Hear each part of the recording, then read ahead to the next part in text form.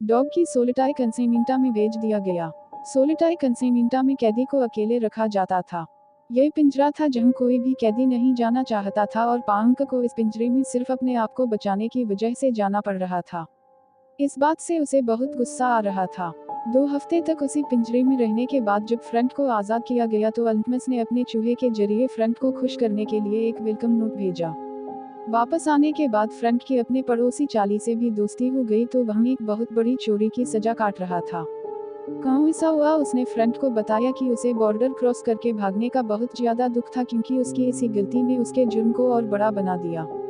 अगले दिन वार्डन ने बिना किसी को बताए जेल का दौरा करने का फैसला किया।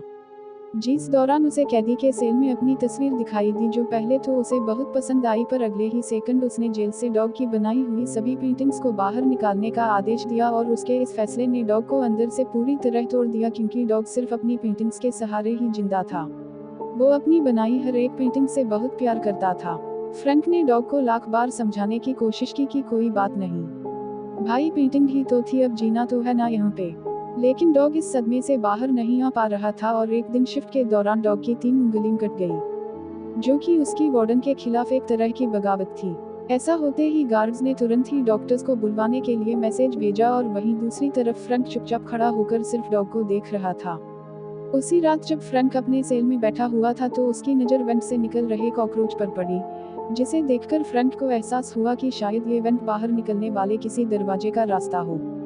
तभी इंग्लिश ने उसे बताया कि असल में वार्डन ने डॉग की सभी पेंटिंग्स इसीलिए बाहर निकलवाई थी क्योंकि उसे अपनी तस्वीर पसंद नहीं आई। अगली बार खाना खाते वक्त फ्रैंक की मुलाकात जॉन और क्लियरेंस नाम के 2 भाइयों से हुई, जिन्होंने उसे एक पिछली जेल की मुलाकात से पहचान लिया था। और अब अपनी बातचीत के दौरान वो लोग अल्कट्राज़ के बारे में बात कर रहे थे कि कैसे इस जेल से भागना नामुमकिन था, क्योंकि जेल चारों तरफ से पानी से जो घिरी हुई है और अब उनके मुताबिक उन्हें अपनी पूरी जिंदगी यही बितानी पड़ेगी। पर उनकी इस बातचीत ने फ्रैंक के दिमाग में एक नए आइडिया का बीज बो दिया और अब फ्रैंक इतिहास बनाना चाहता था। वो इस जेल से भागने वाला पहला इंसान बनना चाहता था।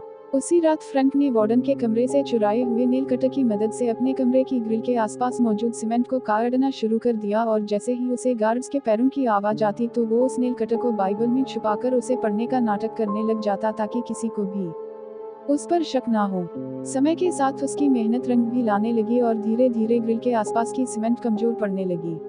उधर मुलाकात के समय जब इंग्लिश और चार्ली अपने परिवार वालों से मिलने के लिए गए तो इंग्लिश अपनी बेटी से बात करने में काफी हिचकिचा रहा था, क्योंकि उसकी बेटी उसकी गैर मौजूदगी में काफी बड़ी हो चुकी थी और इंग्लिश को अपनी बेटी का बचपन ना देख पाने का बहुत ज्यादा अफसोस था। इधर अपनी बीवी से मुलाकात